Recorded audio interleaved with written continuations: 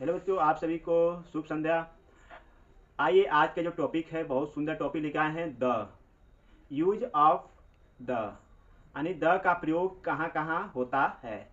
The का हम प्रयोग किन किन शब्दों के पहले द लगाते हैं, आइए आपको वही चीज़ सिखाने वाले हैं। वीडियो के लास्ट तक बने रहिएगा, बहुत ही मज़ा आएगा आपको सीखने के बाद, देखने के बाद यह वीडियो।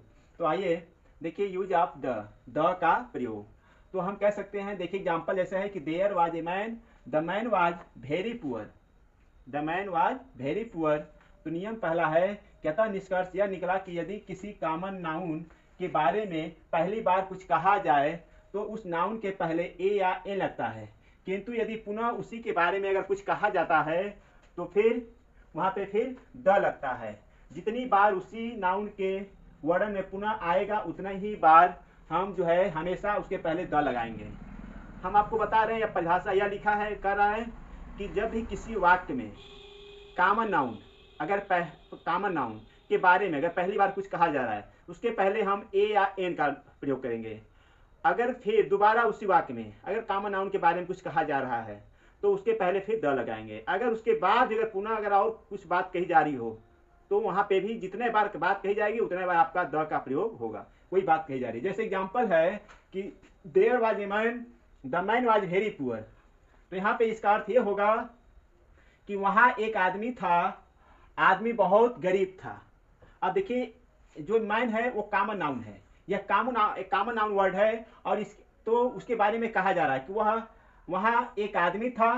तो आदमी जो है कॉमन नाउन, आप जानते हैं, क्योंकि जातिवाचक शब्द है। तो मैन से आदमी होता है। तो अब यहाँ पे पहली बार आया, वहाँ एक आदमी था, तो आदमी के बारे में कहा गया, तो वहाँ पे पहली बार ए लगा।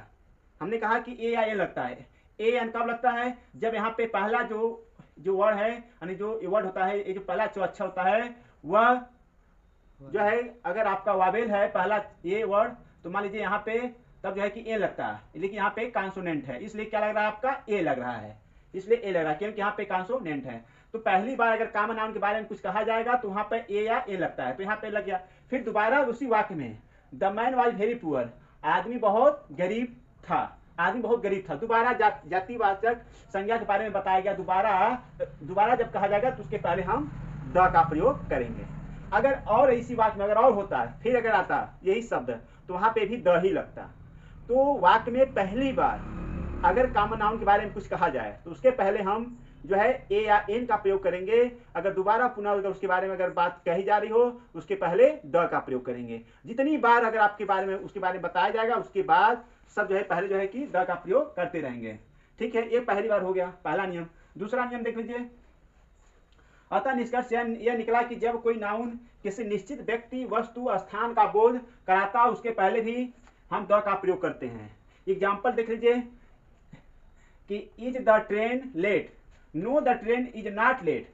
दो व्यक्ति हैं और पहला व्यक्ति दूसरे व्यक्ति से कह रहा है कि इज द ट्रेन लेट, क्या ट्रेन लेट है? तो वह व्यक्ति जवाब दे रहा नो नहीं, the train is not late.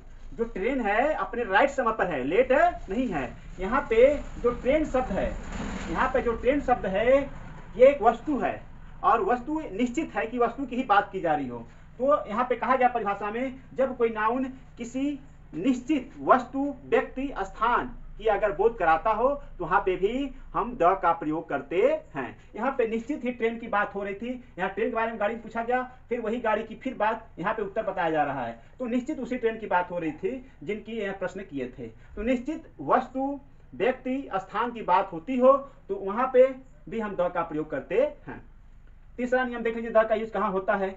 नदी, पहाड़ तथा समुद्रों के पहले द लगता है तथा दिशाओं के पहले भी द लगता है। क्या क्या? नदी, पहाड़ और समुद्र और दिशा के पहले भी द लगता है। जैसे देखिए, the Ganga is Holi river, Ganga एक पवित्र नदी है, तो देखिए गंगा के पहले आपका द लगा है। फिर यहाँ पे देखिए, in Mathura we bathe in the Yamuna, यहाँ पे भी देखिए मथुरा एक शहर है, इसके पहले भी क्या लगा है? इन लगा है। फिर देखिए यमुना नदी है, यमुना के भी पहले क्या लगा है? द लगा है। ठीक, चौथा नियम आप सब देख लीजिए। चौथा नियम देख लीजिए कि ऐतिहासिक इमारतों, नक्षत्रों तथा धार्मिक ग्रंथों में भी द का नियम लगता है। जैसे जैसे इमारतें हैं, नक्षत्र हैं और धार्मिक ग्रंथ हैं, इनके पहले भी जो है हम द का प्रयोग करते हैं। आप देख सकते हैं, जैसे एग्जाम्पल है, I have seen the Taj Mahal, मैं ताजमहल क्या करता हूँ, देखता हूँ। तो यहाँ पे ताजमहल क्या है, ताजमहल क्या है, आप देख सकते हैं कि यह एक इमारतें हैं, इसके पहले क्या लगा है, द लगा है। The earth move round of night, पृथ्वी क्या करती है, रात में क्या करती है, चक्कर लगाती है, क्या लगाती है, चक्कर लगाती है। यानी तो यहाँ पे भी अर्थ, जो अर्थ पृथ्वी है, ये भी ग्रह है, इसके पहले भी द लगाया गया है। तो जहाँ पे ऐतिहासिक इमारतें, नक्षत्र और धार्मिक ग्रंथ रहे, उसके पहले भी द का यूज होता है। ठीक, ये चौथा नियम। पांचवा नियम आप देख सकते हैं कि एडजेक्टिव की सुपरलेटिव डिग्री के पहले भी द लगता है। एडजेक्टिव में जैसे 3 डिग्रियां होती हैं, पॉजिटिव, कंपैरेटिव और सुपरलेटिव। तो जहां पे सुपरलेटिव डिग्री दिखे, जैसे बेस्ट, बेस्ट आपका सुपरलेटिव डिग्री है, तो बेस्ट अगर आ गया तो वहां पे आपका जो है उसके पहले भी लगेगा द। जैसे एग्जांपल होगा, Rakesh is the best student in the class, Rakesh कक्षा में सबसे अच्छा विद्यार्थी है। तो जहां पे एडजेक्टिव शब्द दिखे लेकिन सुपरलेटिव डिग्री में रहे, ये बेस्ट आपका सुपरलेटिव डिग्री में था, इसके पहले आपका द का नियम लगता है। ठीक है। फिर छठवां नियम, प्लूरल नाउन, जहां पे बहुवचन वर्ड्स दिख जाए वहां पे भी आपका जो है द लगता है। जहां पे प्लूरल नाउन दिख जाए वहां पे भी द लगता है। जैसे the books on my table, जो किताबें हैं मेज पर हैं, मेरे मेज पर हैं, तो वो बुक्स, जहां पे भी आपको प्लूरल नाउन दिख जाए उसके पहले भी हम द का नियम लगाते हैं। लास्ट नियम है सातवां, कि देश के निवासियों के पहले भी द आता है। जो वहां पे देश के निवासियों के पहले भी द आता है। एग्जांपल है, the English live in England, England में अंग्रेजी रहते हैं। तो अंग्रेजी शब्द क्या है, अंग्रेजी जो लोग रहते हैं वहाँ के, जो इंग्लैंड में जो अंग्रेज रहते हैं उनको अंग्रेजी कहा जाता है या अंग्रेजों कहा जाता है। जो अंग्रेज होते हैं उनके लिए भी जो है हम द का प्रयोग करते हैं।